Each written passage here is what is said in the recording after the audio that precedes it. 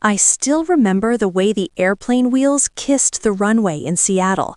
16 hours in the air, my spine stiff, my heart racing like a teenage girl sneaking out past curfew. I pressed my forehead to the small oval window and smiled at my own reflection. She had no idea I was coming home early.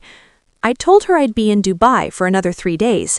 Business conferences, investors, boring dinners with men who smelled like cologne and old money. But I wrapped everything up early, closed a deal, signed the final papers. I thought, why not give my wife the kind of surprise people post about online? The airport reunion, the tears, the laughter, the kiss. I imagined her face when she saw me standing in our kitchen. I imagined her dropping whatever she was holding and running into my arms. I was exhausted but buzzing with adrenaline. I didn't even check a bag, just one carry-on and the Tiffany bracelet I'd bought her at duty free. The Uber ride from SeaTac felt longer than the flight. My driver had the radio on low, something about a hit and run on I-5. I barely listened. I kept staring at my phone, scrolling through old photos of us, her head on my shoulder at Cannon Beach, her laughing in our backyard in Bellevue the day we planted that maple tree. I loved that woman so much it scared me. When I pulled up to the house, I noticed the lights were on, more lights than usual for a Tuesday night. Our porch light, the kitchen, the living room. I smiled wider. Good, I whispered to myself. She's awake. I tipped the driver and stood there for a second, breathing in the cold Pacific Northwest air. The house looked perfect. White siding, black shutters. The home we'd built together. The home I'd paid off last year after a decade of grinding myself into the ground. I didn't use my key right away. I walked quietly to the side window near the kitchen. I don't know why. Maybe I wanted to see her before she saw me. Maybe I wanted to catch her off guard. I heard laughter. Not just hers. 3, maybe 4 female voices, wine glasses clinking. Girls' night. I chuckled softly. Perfect timing. I slipped my key into the lock and turned it as quietly as I could. The door opened with the faintest creak. The smell hit me first. Scented candles, vanilla and something floral. Music playing low. Adele, I think. The kitchen island was covered with charcuterie boards and half-empty wine bottles. They were in the living room. I heard her voice clearly then. Warm, familiar. My home. If he vanished, she said, her tone playful at first, the insurance would clear the mortgage and the cabin.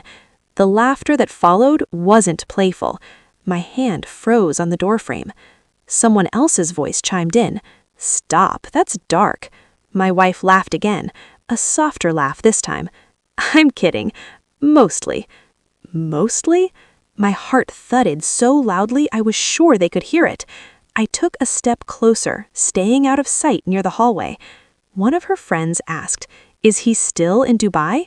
"Yes," she said instantly. 3 more days. 3 more days. My mind started racing. I could walk in right now, confront her, throw the bracelet on the table and ask what the hell that was supposed to mean. But something stopped me. Maybe it was the way she'd said, mostly. Maybe it was the way the room had gone quiet before she answered about the policy. Maybe it was fear. I stepped backwards silently and slipped out the front door, closing it just as quietly as I had opened it. The cold air slapped me awake. I stood on my own porch, staring at my own door like I was a stranger. $2 million. The cabin in Leavenworth? The mortgage? Had that conversation been a dark joke? Or something else? I walked down the driveway slowly, my legs weak. I didn't call another Uber. I just started walking. My phone buzzed in my pocket. Her name flashed on the screen. I stared at it, my pulse pounding. She never called me this late when she thought I was overseas. I let it ring. Then a text. "Hey babe, you alive over there?" Kiss emoji. Alive. The word felt like a punch. I typed back with shaking fingers. "Yeah, just landed from dinner. Exhausted. Miss you." 3 dots appeared almost instantly. "Miss you more. Can't wait till you're home." I stopped walking and looked up at the dark sky. "Can't wait till you're home." I started laughing. Not loud, not hysterical, just this small, broken sound that didn't feel like it belonged to me. I checked into a hotel downtown that night instead of going home. The front desk clerk smiled politely and handed me a keycard. Business or pleasure? I said, something like that. In the room, I sat on the edge of the bed for a long time, staring at the wall. I replayed her voice in my head, over and over. If he vanished. I opened my laptop. I pulled up our life insurance policy. 2 million. She was right. Primary beneficiary, my wife. Secondary, none. I'd set it up that way 5 years ago after my company took off. I wanted her secure if anything happened to me.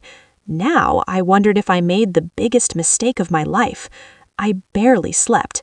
The next morning, I texted her first. Conference ran long, might stay an extra day. Her reply came a minute later. Of course, be safe. Love you. Love you. I decided I wasn't going home yet, not until I understood. That afternoon, I called my lawyer. Hypothetically, I said, trying to keep my voice steady, how complicated is it to change a beneficiary? There was a pause on the line. Not complicated. Why? Just updating things. Everything okay? I looked out the hotel window at the gray Seattle skyline. Yeah, I lied, just being responsible. I scheduled a meeting for the next day. Then I did something I never thought I would do. I drove back to our house and parked down the street. I told myself I was crazy, paranoid, that I'd misheard, that wine and gossip had twisted a harmless joke into something sinister. But I needed to see her. Around 6 p.m., she pulled into the driveway in her white Lexus, alone. She looked normal, casual sweater, hair in a messy bun. She walked into the house like nothing in the world was wrong. I watched from my car, my chest tight. 2 hours later, a black SUV pulled up. A man got out. Tall, dark coat, confident stride. He didn't knock. He walked straight to the door, and she opened it before he reached it. My heart stopped. She smiled at him in a way I hadn't seen in years. Not polite, not friendly. Intimate. He stepped inside. The door closed. I gripped the steering wheel so hard my knuckles turned white. I told myself there was an explanation. A business partner, a contractor, a neighbor. But neighbors don't arrive at night in black SUVs, and wives don't smile like that to neighbors. I stayed there for almost 40 minutes before I couldn't take it anymore. I got out of the car and walked towards my own house like a ghost. The lights were dimmed inside. I could see shadows moving through the curtains. I climbed the 3 steps to the porch, my legs trembling. My key was still in my pocket. I slid it into the lock and turned it. The door clicked open. Voices from the living room. Low, close. I stepped inside, and that's when I heard her whisper, "Don't worry, he'll never see it coming." I froze in the doorway. My suitcase was still by the entryway from the night before, exactly where I'd left it when I first stepped inside. The Tiffany bracelet box was still in my coat pocket, and my entire life was about to split open in a way I couldn't yet imagine. I took one more step forward, and the floorboard creaked. The creak was small, barely a sound, but in that moment it felt like a gunshot. Everything in the living room went silent. I stood there in the dark hallway, my heart slamming against my ribs so hard it hurt. The lamplight from the living room stretched across the hardwood floor, stopping inches from my shoes. Then I heard her voice. Calm. Too calm. "Did you hear that?" A man answered, low and steady. Probably the house settling. The house settling. I swallowed, forcing myself to breathe quietly through my nose. She laughed softly. "You always say that." Footsteps shifted. Fabric brushed against fabric, the sound of a wine glass being set down. I had 2 choices. Walk forward or walk away. My body chose for me. I stepped back, slowly, carefully, easing my foot off the floorboard. No second creak, no alarm. I slipped out the front door and closed it without a sound. My chest felt hollow, like someone had scooped everything out of me with a spoon. Don't worry, he'll never see it coming. Her words replayed in my head over and over until they didn't even sound like English anymore. I walked down the driveway in a daze. The black SUV was parked along the curb. Tinted windows. Clean. Expensive. I forced myself to look at the license plate. I repeated the numbers in my head 3 times. Then I got into my car and drove. I didn't cry. I didn't scream. I didn't call anyone. I just drove aimlessly through the streets of Bellevue until I ended up back at the hotel. Inside the room, I locked the door and leaned against it, sliding down to the floor. I'd known something was wrong in our marriage. We'd grown distant. Conversations had become surface level. Intimacy had become scheduled, mechanical. But this? Insurance jokes? Secret meetings? He'll never see it coming. I pulled my phone out and stared at her contact photo. It was from our trip to Napa last year. She had her sunglasses pushed up into her hair and she was laughing at something I'd said. Was that laugh real? Or had I been living inside a performance? My phone buzzed. Her name. I let it ring once. Twice. Then I answered, forcing my voice steady. Hey. Hey, babe. Her tone was warm. Familiar. You sound tired. Long day. I bet. I was just thinking about you. I almost laughed. Oh, yeah? I said softly. Yeah. A pause. When are you flying back? Like I said, a few more days. Good. Good. The word landed like ice water. You sure everything's okay? She asked. I hesitated just long enough to feel it. Why wouldn't it be? No reason, she said quickly. I just miss you. Miss you. I closed my eyes. Miss you too. We hung up. I sat there staring at the blank screen until it dimmed. I needed to know who he was. The next morning I called in a favor. Before my company took off, before the conferences and the investors, I'd done freelance cybersecurity work. I still had contacts. One of them, Mark, owed me. I met him in a coffee shop in Redmond. He looked older, heavier, but his eyes were still sharp. You look like hell, he said bluntly. Thanks. What's going on?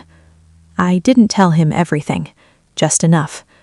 I need information on a vehicle, plate number. I slid a napkin with the numbers written on it across the table. He studied me for a second.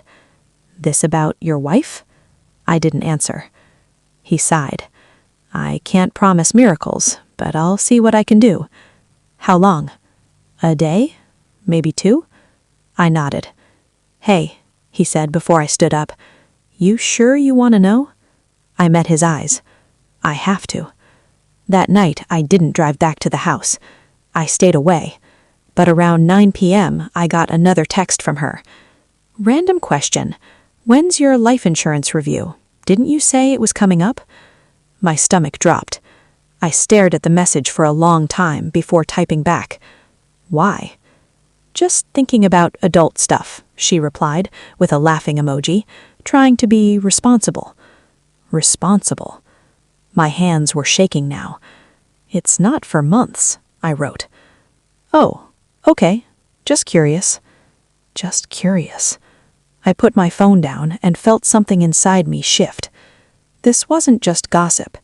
This wasn't just an affair. There was a pattern forming, a pressure building. The next afternoon, Mark called. You're not gonna like this, he said without greeting. Tell me. The SUV is registered to a guy named Daniel Mercer. The name meant nothing to me. Keep going. He's not a contractor. He's not a neighbor. He hesitated. He's a financial advisor. My heart pounded. For who? For your wife. The room felt smaller. She opened accounts with him about 8 months ago, separate from your joint accounts. Separate. How much? I whispered. A lot. Silence filled the line. And there's something else, Mark added. What? He's also listed as emergency contact on one of her newer policies. My vision blurred. Policy? Yeah, small one. Accidental death rider. Accidental death. I couldn't breathe. You're sure? I asked. Positive. I ended the call and just sat there. 16 hours on a plane, a bracelet in my pocket, and now this? I opened my banking app.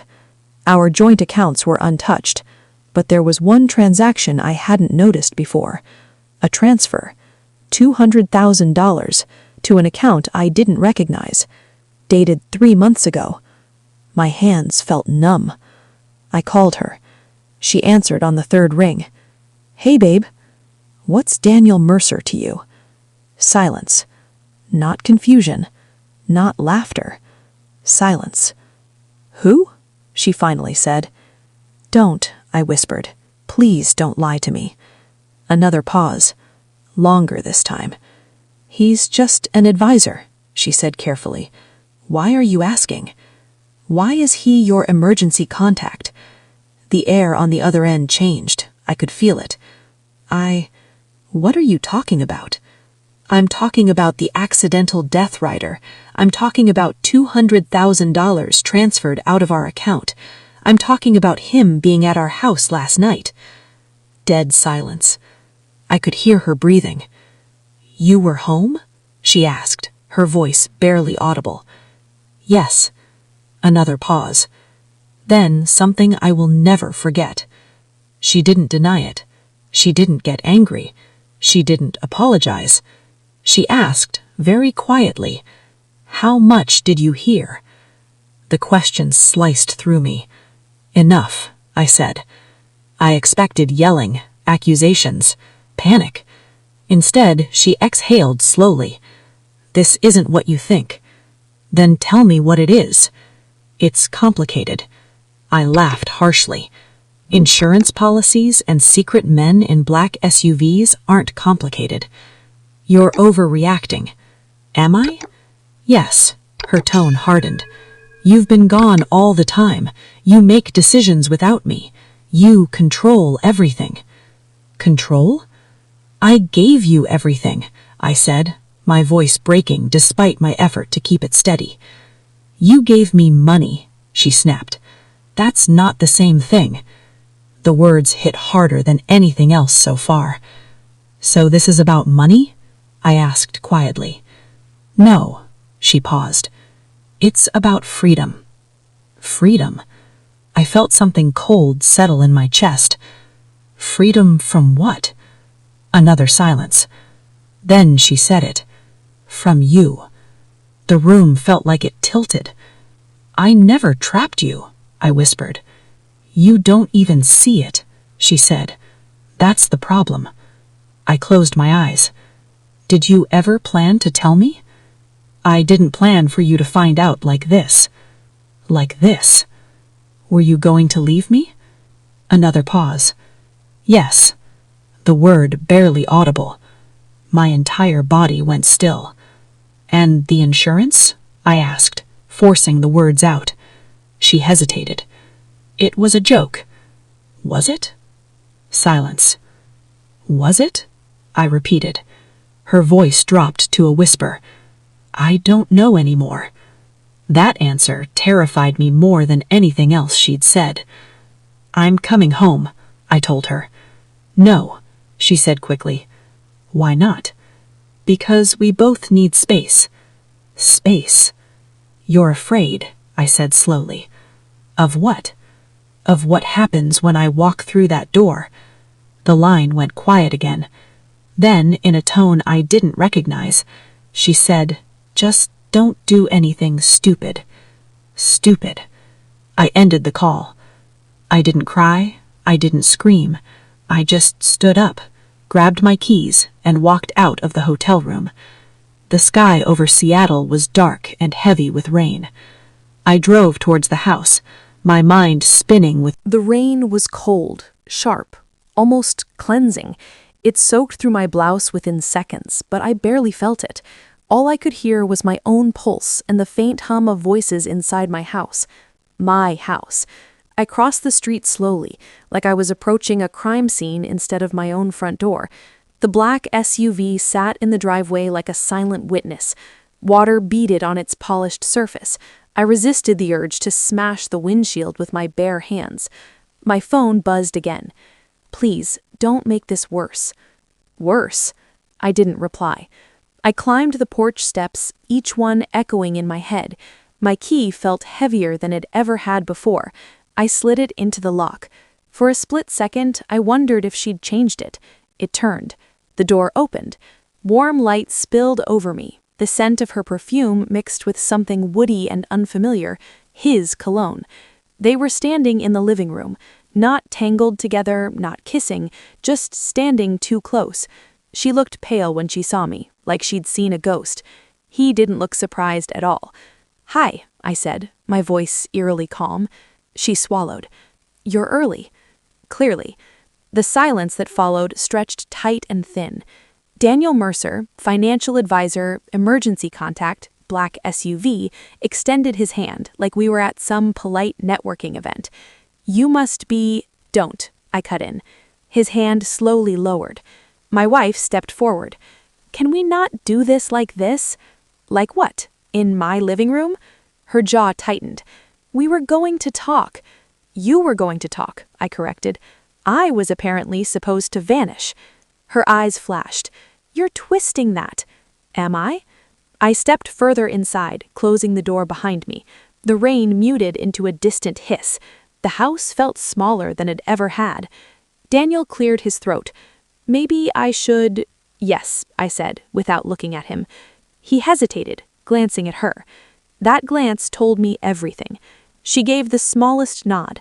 He grabbed his coat from the back of the chair and walked past me. I didn't move to let him through. He had to angle his body slightly to avoid brushing against me. At the door, he paused. "We'll finish this conversation tomorrow," he said quietly to her. Finish. I memorized that word. The door shut behind him. Now it was just us. My wife stood in the center of the living room, arms crossed tightly over her chest like she was cold. "I didn't want you to find out this way," she said. "There was a better way?" I asked. "Yes." "By accident?" "That's not fair. Neither is opening secret accounts. Neither is making someone else your emergency contact. Neither is joking about my death." Her eyes filled, but the tears didn't fall. "You think I wanted this?" "What exactly is this?" I demanded. She ran a hand through her hair. "I've been drowning for years." "In what?" "In you." The words landed like a slap. "I built this life for us," I said, my voice shaking despite myself. "Every late night, every trip, every deal, it was for us." "That's the problem," she snapped. "It was always your vision, your plan, your timing. You never said you were unhappy, because you never asked." I stared at her. "I asked all the time," I whispered. "You asked if I was good, if everything was fine.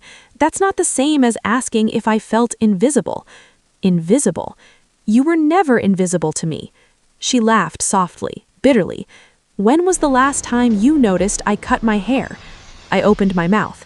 Nothing came out. She nodded slowly. "Exactly. This isn't about hair," I said. "No, it's about control, about feeling like an accessory in someone else's empire." "An empire?" I repeated. The company that pays for this house, the cabin, your Lexus?" "There," she said quietly. "You just did it again." I felt the argument slipping into something deeper than betrayal. "This isn't about money," I said, though even as I spoke, I wasn't sure that was true anymore. "Daniel listens." The name tasted like poison. "Listens to what?" I asked. "To me, to my ideas, to what I want." "And what do you want?" She hesitated. "Freedom." "From me?" "Yes." The honesty of it burned more than any lie could have. "And the insurance?" I asked again, unable to let it go. She looked away. "That was stupid." "Stupid how?" "Wine, anger, venting." "And the accidental death rider?" "That was his idea," she said quickly, then immediately looked like she wished she hadn't. "His idea," I repeated slowly. It's just financial planning, she insisted. He suggests those to all clients. But not all clients make him their emergency contact. Silence. I needed someone who wasn't tied to you, she finally said. So you tied yourself to him. Her face hardened. You make it sound like an affair. Is it? The question hung in the air. She didn't answer right away. That depends on how you define it, she said softly. My stomach dropped. Did you sleep with him? I asked. Her eyes met mine. Yes. The world narrowed to a single point. How long? 6 months. 6 months. Half a year of lies, of I love you, of shared dinners, of empty reassurances. I felt strangely calm. Did you ever plan to tell me? I asked. Yes, she said. When? When I had everything in place. Everything. What does that mean? She hesitated again, calculating. I was going to file for divorce. Relief flickered through me, twisted and dark. Divorce was cleaner than murder. And the insurance? I pressed. She looked genuinely frustrated now. I was never going to hurt you. But you joked about it. Yes. You let your friends imagine it. Yes. You let him talk about policies that would benefit from accidents. Her silence was answer enough. I stepped closer. For 1 second, I said quietly, did you ever imagine I might hear you? Her face crumpled slightly. No. Exactly. The house felt different now, like it belonged to someone else. You said he'll never see it coming, I reminded her. Her eyes widened slightly. You heard that too? Yes. Then what was it about? She looked at the floor. It was about the divorce filing, she said finally. We were talking about timing. Timing. So the plan was to blindside me. She didn't deny it. My chest tightened again. I thought you loved me, I said. The words sounded smaller than I intended. I did, she whispered. Past tense? She didn't correct me. I walked to the window and looked out at the rain. The maple tree in the yard swayed slightly in the wind. We planted that tree together. What would you have done if I hadn't found out? I asked without turning around. She said, I would have left quietly. And taken what? She hesitated. Half. Half. I almost smiled. You think that's how it works? It is, she said. Legally. Legally. I turned back to her. You've been planning this for months? Yes. With him? Yes. And you expect me to just accept it? She met my gaze steadily. I expect you to understand that I can't live like this anymore. Like what? Like I'm married to a company instead of a person. I felt something crack inside me. All those trips, she continued, her voice trembling now, all those nights alone, I stopped feeling like your partner. I felt like a placeholder. You could have said something. I tried. When? Every time I asked you to stay home and you said the deal was too important. Every time I told you I was lonely and you bought me something instead of sitting with me. I had no immediate defense, because part of me knew she wasn't entirely wrong. So this is your solution? I asked again. Lie, cheat, reassign policies? Her eyes flashed again. Don't act like you're innocent. Innocent of what? Of neglect. The word hung between us. I shook my head slowly. Neglect isn't a death sentence. She flinched. I never wanted you dead, she said firmly. Just gone. The honesty hurt more than any deception. I took a deep breath. Then here's what's going to happen, I said quietly. She stiffened. I'm not vanishing. I'm not dying. And I'm not being blindsided. She watched me carefully now. I'm meeting with my lawyer tomorrow. You can do whatever you've been planning to do, but understand something. What? I won't be the one who doesn't see it coming anymore. Her lips parted slightly. For the first time since I walked in, I saw uncertainty in her eyes. Not guilt, not regret, uncertainty. And as the rain kept falling outside and the house we built together stood between us like a witness, I realized something else too. This wasn't over. Not even close.